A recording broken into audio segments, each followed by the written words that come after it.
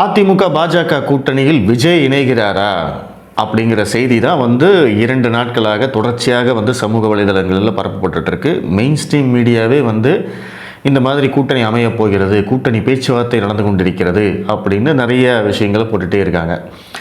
அதற்கு சில circumstantial evidence, சில ஆதாரங்களாக ஆதவ அர்ஜுனா டெல்லிக்கு போனது, நேற்று அண்ணாமலை அவர்கள் டெல்லிக்கு போனது, டெல்லியிலேருந்து அமித்ஷா விஜய்கிட்ட பேசினார், இந்த மாதிரி நிறைய செய்திகளை கசிய விட்டு இந்த மாதிரி ஒரு கூட்டணி அமைய போகிறது அப்படிங்கிற அந்த செய்தியை மக்களிடம் அப்படியே அனுப்பிச்சிட்டே இருக்காங்க. முதல்ல இந்த செய்திகள் அனைத்துமே வதந்தி அப்படிங்கிறது தான் புரிஞ்சுக்கணும். 2 நாட்களுக்கு முன்னாடி விஜய் அவர்கள் ஆடிட்டர் குருமூர்த்தியோட சந்திச்சு பேசினாரு அப்படின்னு ஒரு செய்தி வந்தது. அந்த செய்தி பொய்யானது அப்படின்னு குருமூர்த்தி அவர்களே ஒரு ட்விட்டரில் போட்டார். இது ஃபேக் அப்படின்னு சொல்லி போட்டார். அந்த செய்தி எதற்காக வந்தது அப்படின்னு நீங்கள் அதோட பின்னணியை பார்த்தீங்க அப்படின்னா, ராகுல் காந்தி விஜய் கிட்ட ஃபோனில் பேசியிருக்காரு. இந்த செய்தி பத்திரிகையிலே வந்திருக்கு. ஆனால் இந்த செய்தியை தமிழக ஊடகங்கள் பெருசாக பிக்கப் பண்ணல, அதுக்கு முக்கியத்துவம் கொடுக்கவே இல்லை. இது மிக மிக முக்கியமான ஒரு செய்தி. ராகுல் காந்தி திமுக கூட்டணியில் இருக்கிறார், இந்தியாவின் எதிர்க்கட்சி தலைவர், காங்கிரஸ் கட்சியுடைய தலைவர். அப்படி இருக்கிற ஒருத்தர் தமிழக வெற்றிக் கழகம் தலைவர் விஜய் அவர்களோட பேசியிருக்காரு அப்படின்னா அந்த பேச்சுக்கு எவ்வளவு அரசியல் முக்கியத்துவம் இருக்கு அப்படிங்கிறத புரிஞ்சுக்கோங்க. ஆனா தமிழக ஊடகங்கள் அப்படி ஒன்று நடந்ததாவே காட்டிக்காம இவங்க வேற பக்கம் டிராவல் பண்ணிக்கிட்டு இருக்காங்க. அந்த விஷயத்தை மறைக்கிறதுக்காகத்தான் ஆடிட்டர் குருமூர்த்தியுடன் விஜய் சந்திப்பு அப்படிங்கிற அந்த விவகாரத்தை கிளப்பி விட்டாங்க. அது ஒரு பொய் செய்தி. அந்த செய்தி வந்த உடனே என்னாச்சு, உடனே எல்லாரும் சேர்ந்து மறுபடியும் விஜய் அடிக்க ஆரம்பிச்சிட்டாங்க. பார்த்தீங்களா, இவர் பாஜகவுடைய ஊதுகுழல்னு சொன்னா பார்த்தீங்களா அப்படின்னு திமுக ஐடி விங் கதை கட்ட ஆரம்பிச்சாச்சு. இவர் ஆர்எஸ்எஸ் உடைய கைகூலி அப்படின்னு சொன்னோம் இல்ல, பாருங்க குருமூர்த்தியை போய் சந்திக்கிறாரு அப்படின்னு அவங்க ஒரு நெரேட்டிவ் செட் பண்றதுக்கு ஆரம்பிச்சிட்டாங்க. அதனுடைய உண்மையான நோக்கம் என்ன அப்படின்னா, ராகுல் காந்தியும் விஜயும் பேசினார்கள் அப்படிங்கிற அந்த செய்தி மக்கள்கிட்ட போய் சேரக்கூடாது, மக்கள் அதை பற்றி டிஸ்கஸ் பண்ணவே கூடாது. ராகுலும் விஜயும் ஃபோனில் பேசினாங்க அப்படிங்கிற அந்த செய்தி வந்ததுக்கு அப்புறமா தான் மு.க. ஸ்டாலின் அவர்கள் ஒரு ட்வீட் போடுறாரு. ராகுல் காந்தி ஸ்டாலின் அவர்களை ஃபோனில் தொடர்பு கொண்டு கரூர் நிலவரத்தை பற்றி கேட்டறிந்தார் அப்படிங்கிற ஒரு செய்தி.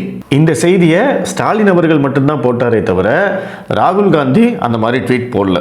நான் ஸ்டாலினை தொடர்பு கொண்டேன், கரூரில் நடந்த விஷயத்தை பற்றி உண்மை நிலவரத்தை கேட்டறிந்தேன் அப்படிங்கிற மாதிரி எல்லா தலைவர்களும் பண்ணுவாங்க.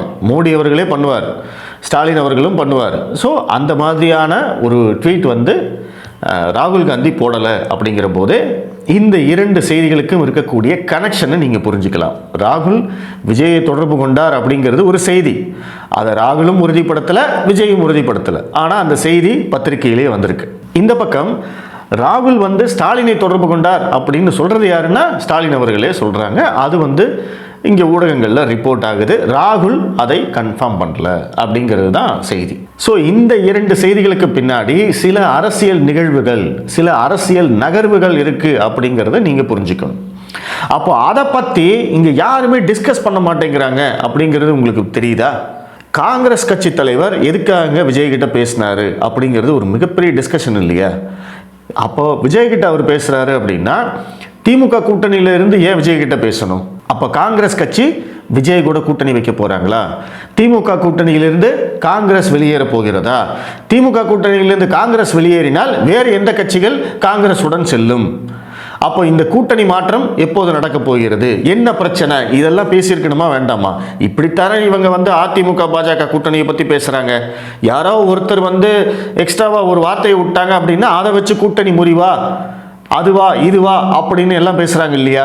இது எவ்வளோ பெரிய நிகழ்வு. ஆனால் இதை பற்றி வாயவே திறக்காமல் இருக்காங்க.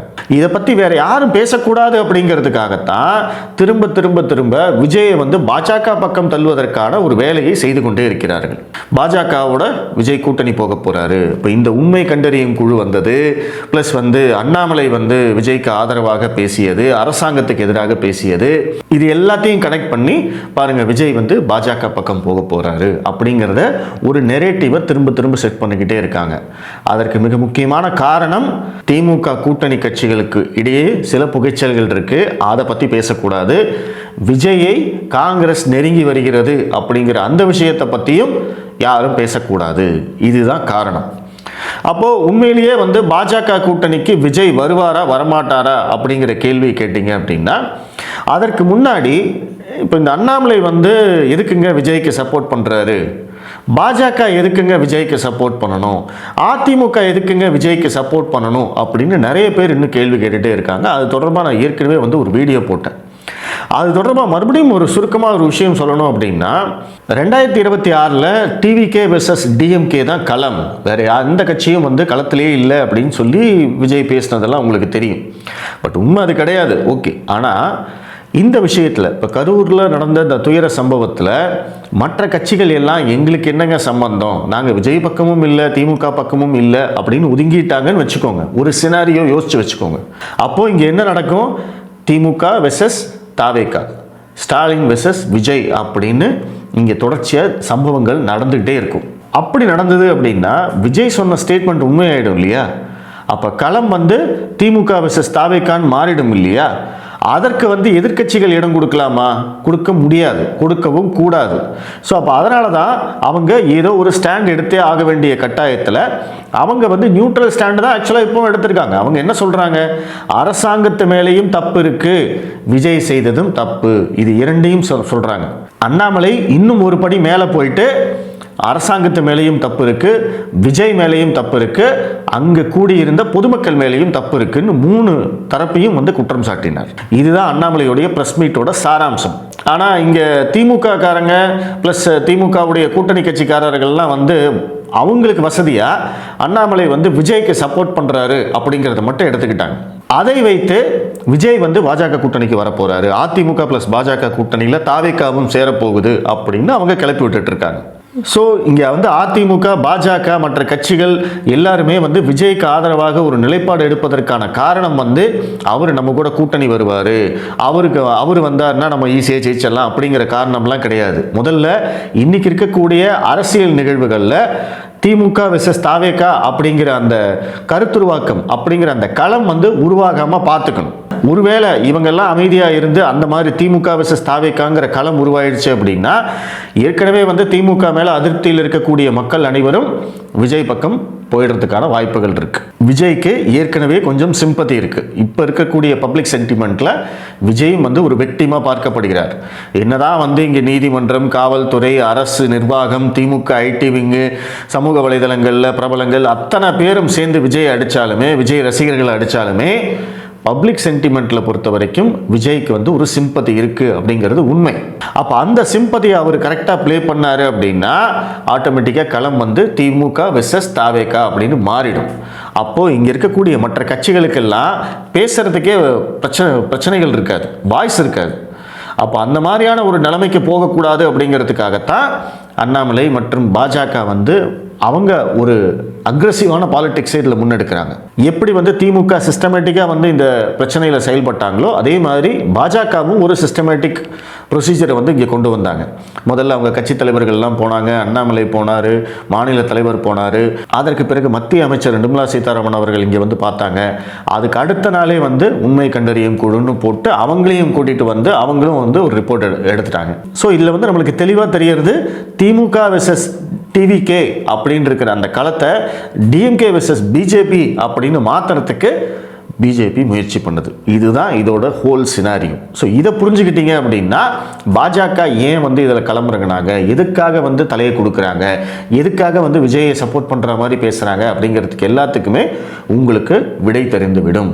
ஸோ இப்போ இந்த விஷயம் உங்களுக்கு புரிஞ்சிருக்கும்னு நினைக்கிறேன். நீங்கள் வந்து அரசியல் ரீதியாக விஜயை எதிர்த்தாலுமே இன்னைக்கு களத்திற்கேற்றவாறு இன்னைக்கு சூழ்நிலைக்கு ஏற்றவாறு நம்ம சில விஷயங்களை செஞ்சு தான் ஆகணும். எல்லா நேரத்திலும் எல்லா கட்சியையும் நம்ம எதிர்த்துக்கிட்டே இருக்க முடியாது. இன்னைக்கு வந்து பாஜக செய்திருக்கக்கூடிய இந்த அரசியல் நகர்வுகள் நம்மளுக்கு கொஞ்ச நாளில் வந்து சில ரிசல்ட்டை கொடுக்காமையும் போகலாம். ஆனால் இதுதான் இந்த ரிசல்ட்டுக்காகத்தான் இதை செஞ்சோம் அப்படிங்கிறது கிடையாது. நம்ம இன்னைக்கு ஒரு ஸ்டாண்ட் எடுக்கணும், ப்ளஸ் ஏதோ ஒரு அரசியல் நம்ம செஞ்சாகணும். அப்படிங்கிற போது பாஜக தன்னுடைய அதிகாரத்தை பயன்படுத்தி அவங்க இந்த மாதிரியான சில விஷயங்களை செஞ்சுருக்காங்க. ஸோ இது வந்து என்னவா வேணாலும் நடக்கலாம். ஸோ இதனுடைய எண்ட் ரிசல்ட் வந்து அதிமுக பாஜக தாவேகா கூட்டணி தானா அப்படின்னு கேள்வி கேட்டீங்க அப்படின்னா அதுக்கு வாய்ப்பு இல்லை அப்படிங்கிறது தான் நான் இப்பவும் சொல்லுவேன். விஜய் வந்து அப்படியான ஒரு முடிவுகளை எடுக்க மாட்டார். ஒரு சின்ன பிரச்சனை வந்திருக்கு, இன்னைக்கு வந்து அவர் வந்து கார்னர் செய்யப்படுகிறார் அப்படிங்கிறதுக்காக பயந்து போய் உடனடியாக வந்து அதிமுக ப்ளஸ் பாஜக கூட்டணிக்கு போயிட்டாரு அப்படின்னா அவருக்கான அரசியல் எதிர்காலம் அப்படிங்கிறது இல்லாமல் போயிடும். ஒன் எலெக்ஷன் ஒண்டர் அப்படிங்கிற மாதிரி ஆயிடும். இந்த எலெக்ஷனில் வந்து அவருக்கு ஓட்டு சதவீதம் விழலாமே தவிர மற்றபடி எதிர்காலம் அப்படிங்கிறது இருக்காது. ஸோ இந்த மாதிரியான பிரச்சனைகள் வரும், இந்த மாதிரியான சிக்கல்கள் வரும், கண்டிப்பாக நம்மளை ரவுண்டு கட்டி அடிப்பாங்க அப்படிங்கிறது எல்லாமே விஜய்க்கு தெரியும். தெரிஞ்சு தான் அவர் வந்திருக்கார். விஜய் ஒன்றும் சின்ன குழந்தை கிடையாது. கண்டிப்பாக அவருக்கு நிறைய அட்வைசர்ஸ் இருப்பாங்க. கண்டிப்பாக அவரும் வந்து அரசியலை கூர்ந்து கவனிச்சிட்ருக்கிறவர் தான். அதனால் இதெல்லாம் தெரியாதவர் விஜய் கிடையாது. விஜயை வந்து இன்னைக்கு கட்டம் கட்டி அடிக்கிறாங்க. நீதிமன்றம், காவல்துறை, அரசு நிர்வாகம், திமுக ஐடி விங்கு ப்ளஸ் பிரபலங்கள், சமூக வலைதளங்கள் அத்தனை பேரும் வந்து கட்டம் கட்டி அடிக்கிறாங்க. அது ஒரு வகையில் வந்து விஜய்க்கு சிம்பதியாக மாறும். நான் அது ஏற்கனவே சொன்னேன். விஜய்க்கு இன்னைக்கு களத்தில் சிம்பத்தி இருக்குது. அதுதான் வந்து பப்ளிக் சென்டிமெண்ட். அந்த கரூரில் நடந்த துயர சம்பவத்தில் விஜய் வந்து சில தவறுகளை செய்திருக்கிறார். அதை வந்து சரி செய்யக்கூடிய சில வாய்ப்புகளும் விஜய்க்கு இன்னமும் இருக்குது. அவர் வந்து நாளைக்கே வந்து அந்த 41 பேரை வந்து சந்திக்கிறாரு, இல்லை வந்து குறைந்தபட்சம் அந்த சந்திப்புக்கான முயற்சிகளை முன்னெடுக்கிறார். அவங்க வந்து நேரில் போய் பார்த்து அவங்களுக்கு இழப்பீடெல்லாம் கொடுக்குறாங்க. இந்த மாதிரி ஏதாவது சில விஷயங்கள் நடக்க ஆரம்பிச்சிருச்சு அப்படின்னா ஆட்டோமேட்டிக்காக அந்த பப்ளிக் சென்டிமெண்ட் வந்து இன்னும் கொஞ்சம் விஜய்க்கு ஃபேவராக மாறுறதுக்கான வாய்ப்புகள் இருக்குது. ஸோ அதனால் இது எல்லாமே விஜய்க்கு தெரியும். அதனால் அவ்வளவு அவசரப்பட்டு திமுகவுக்கு பயந்து இந்த பிரச்சனைகளுக்கு பயந்து உடனடியாக அவர் வந்து பாஜக பக்கம் போவார் அப்படிங்கிறது சுத்த பொய். அந்த மாதிரியான தேவை இன்னும் விஜய்க்கு வரவில்லை அப்படிங்கிறது தான் உண்மை. இரண்டாவதாக விஜய்க்கு வந்து இன்றைக்கி அட்வான்டேஜ் தான். இந்த கூட்டம் வந்து பயங்கரமான கூட்டம் வந்தது, நம்ம எல்லாருமே பார்த்தோம். இப்படி ஒரு சம்பவம் நடந்துருச்சு. கண்டிப்பாக இனி அடுத்தவர் வெளியில் வருவார். மேபி இந்த நெக்ஸ்ட் வீக் இல்லைன்னா அதுக்கு அடுத்த வாரம் தீபாவளி முடிஞ்சு வருவாருன்னு நான் எதிர்பார்க்குறேன். தீபாவளி முடிஞ்சு அவர் வெளியில் வந்தார் அப்படின்னா மறுபடியும் களம் வந்து பரபரப்பாகும். மறுபடியும் விஜய் தான் வந்து ஃபஸ்ட்டு ப்ரியாரிட்டியாக இருப்பார். விஜய்க்கு தான் வந்து அனைத்து சேனல்களும் முக்கியத்துவம் கொடுப்பாங்க. ஏன்னா மறுபடியும் அவர் வெளியில் வராரு. அப்போ இந்த ரசிகர்கள் கூட்டம் மறுபடியும் எப்படி கூட்டம் வருது, அந்த கூட்டத்தில் வந்து ரசிகர்கள் என்ன பண்ண போகிறாங்க, விஜய் என்ன பேச போகிறாரு, இது எல்லாமே மறுபடியும் மொத்த லைம்லைட்டும் அவர் மேலே தான் திரும்ப போகுது. அதுவும் அவருக்கு தெரியும். அப்போ அது வந்து அவருக்கு அட்வான்டேஜ். ஸோ அந்த அட்வான்டேஜை தூக்கி கொண்டு போய் அதிமுகவுக்கும் பாஜகவுக்கும் கொடுக்கறதுக்கு விஜய் ஒன்றும் முட்டாள் கிடையாது. ஸோ அதனால் எப்படி பார்த்தாலும் விஜய் இன்றைக்கும் வந்து அட்வான்டேஜில் தான் இருக்கார். இந்த சம்பவம் நடந்தது அவருக்கு ஒரு பிரச்சனை. நீண்ட கால அரசியல் நோக்கில் பார்த்தீங்க அப்படின்னா அவர் கட்டம் கட்டுறதுக்கு இதை தொடர்ச்சியாக பேசிக்கிட்டே இருப்பாங்க. இதெல்லாம் நடக்கிற விஷயங்கள். ஆனால் விஜய்க்கு இன்னைக்கு அட்வான்டேஜ் இருக்குது அப்படிங்கிறதும் உண்மை. ஸோ இது எல்லாமே கனெக்ட் பண்ணி பார்த்தீங்க அப்படின்னா விஜய்க்கு வந்து அதிமுக ப்ளஸ் பாஜக கூட்டணிக்கு போக வேண்டிய தேவையே இன்னும் ஏற்படவில்லை. திமுக வந்து இப்போ வழக்கு போட்டிருக்காங்க, அவங்க கிட்ட லிவரேஜ் இருக்குது. விஜயை வந்து அரெஸ்ட் பண்ணலாம். புஷி ஆனந்தை தேடிட்டு இருக்காங்க, அவரை அரெஸ்ட் பண்ணலாம். ஆதவ் அர்ஜுனா வந்து அந்த ட்வீட் போட்டதுக்கு அவரை அரெஸ்ட் பண்ண போகிறாங்க. ஸோ இதெல்லாம் நடக்கிற போது திமுக கிட்டேருந்து தன்னை பாதுகாத்துக் கொள்வதற்காக விஜய் இந்த பக்கம் போகலாம் அப்படின்னு சில பேர் சொல்கிறாங்க. அதுவும் வந்து தவறான விஷயம். விஜய் மேலே இப்போ வரைக்கும் அவங்க வழக்கு பதிவு செய்யலை, கைது செய்யாமல் இருக்காங்க அப்படிங்கிறதுக்கான காரணமே அப்படி கைது செஞ்சாங்க அப்படின்னா அது விஜய்க்கு சாதகமாக போய் முடியும். நான் அதனால தான் முன்னாடியே சொன்னேன், அந்த சிம்பதி மேட்டர். விஜய்க்கு மக்கள் மத்தியில் சிம்பதி இருக்குது அப்படிங்கிறது திமுகவுக்கும் தெரியும். அதனால தான் இப்போ வரைக்கும் அவங்க விஜய் மேலே கை வைக்கல. புஷி ஆனந்த் 7 நாள் ஆச்சு, அவர் இன்னும் தலைமறைவாக இருக்கார்.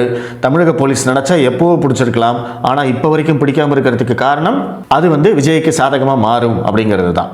ஆதவ் அர்ஜுனா ட்வீட் போட்ட மாதிரி வேறு யாராவது போட்டிருந்தாங்க அப்படின்னா எப்போவோ அவங்கள உள்ள தூக்கி வச்சுருப்பாங்க. ஆனால் இப்போ வரைக்கும் ஆதவ் அர்ஜுனாவை கைது பண்ணாமல் இருக்கிறதுக்கான காரணம் என்ன அப்படின்னா அவரை எல்லாம் கைது பண்ணி பெரியாளாக்கக்கூடாது அப்படிங்கிறதுக்காகத்தான். ஸோ அதனால் திமுகவால் விஜய் தரப்புக்கு இப்போ எந்த விதமான ஆபத்தும் இல்லை. அதிகபட்சம் போனால் இப்போதைக்கு விஜயுடைய ரசிகர்கள், தொண்டர்கள் ரொம்ப கேணத்தனமாக முட்டாள்தனமாக பேசி ஓவராக பேசி அவங்க மாட்டினவங்களையெல்லாம் வந்து கைது பண்ணிக்கிட்டு இருக்காங்க. இதுதான் நடந்துக்கிட்டே இருக்குது. ஸோ இதைத்தான் வந்து திமுக மேக்சிமம் செய்யும். நேற்று நீதிமன்றம் கேட்ட மாதிரி வந்து விஜய் மேலையெல்லாம் வழக்கு போட மாட்டாங்க, அவரை கைது பண்ணவும் மாட்டாங்க. தொட்டால் திமுகவுக்கு ஆபத்துங்கிறது அவங்களுக்கு நல்லா தெரியும். ஸோ அதனால் விஜய் வந்து பாஜக அதிமுக கூட்டணிக்கு பக்கம் போவதற்கான வாய்ப்பே இல்லை அப்படிங்கிறது தான் உண்மை. அப்படி இருந்தும் இந்த செய்திகள்லாம் ஏன் வருதுன்னா, அதனால தான் நான் முன்னாடி சொன்னேன், ராகுல் காந்தி ப்ளஸ் விஜய், ராகுல் காந்தி ப்ளஸ் ஸ்டாலின், இவங்கெல்லாம் பேசின அந்த விஷயங்கள் எல்லாத்தையுமே நீங்கள் கனெக்ட் பண்ணி பார்த்தீங்கன்னா இந்த செய்திகள் ஏன் வருது, எதற்காக மீண்டும் மீண்டும் விஜய் டார்கெட் செய்யப்படுகிறார், விஜய்க்கு ஒரு முத்திரை குத்துறதுக்காக ட்ரை பண்ணுறாங்க, இது எல்லாமே தெரியும். இந்த செய்திகள் அனைத்துமே பொய்யானது தான். விஜய் கூட்டணி பேச்சுவார்த்தை நடத்துகிறாரு, டெல்லியில் நடக்குது, அமித்ஷாவும் விஜயும் பேசினாங்க, அப்படி கண்ணா பின்னான்னு செய்திகள் வந்துகிட்டே இருக்குது. இந்த செய்திகளை தயவு செய்து நம்பாதீங்க. நீங்கள் நம்புறதுனால தான் திரும்ப திரும்ப இந்த மாதிரி செய்திகள் வந்துக்கிட்டே இருக்குது. இப்போதைக்கு விஜய் அதிமுக ப்ளஸ் பாஜக கூட்டணி பக்கம் திரும்பி கூட பார்க்க மாட்டார் அப்படிங்கிறத 100% என்னால் அடித்து சொல்ல முடியும். ஏன்னா அதற்கான தேவையே அவருக்கு எழவில்லை. அதுதான் இங்கே மிக முக்கியமான விஷயம். அதை நீங்கள் புரிஞ்சுக்கிட்டீங்க அப்படின்னா இந்த செய்திகளை எல்லாம் நீங்கள் புறந்தள்ளிடுவீங்க. ஸோ அதனால் பொய் செய்திகளை நம்பாதீங்க, அதை பரப்பாதீங்க, அதை பற்றி பேசாதீங்க, அதை பற்றி எழுதாதீங்க. விஜய் கூட்டணி வரமாட்டார் அப்படின்னு வேணால் நீங்கள் எழுதுங்க, அதற்கான காரண காரியங்களை எழுதுங்க, அதில் தப்பே கிடையாது. ஆனால் இந்த கூட்டணி இப்போதைக்கு ஃபைனலைஸ் ஆகாது அப்படிங்கிறது தான் உண்மை. 2026 ஜனவரி பிப்ரவரியில் வேணால் ஏதாவது மாற்றங்கள் வருவதற்கான சில வாய்ப்புகள் இருக்குது. அது அப்போ பேசிக்கலாம். இன்னைக்கு இதற்கான வாய்ப்புகள் இல்லை. நன்றி.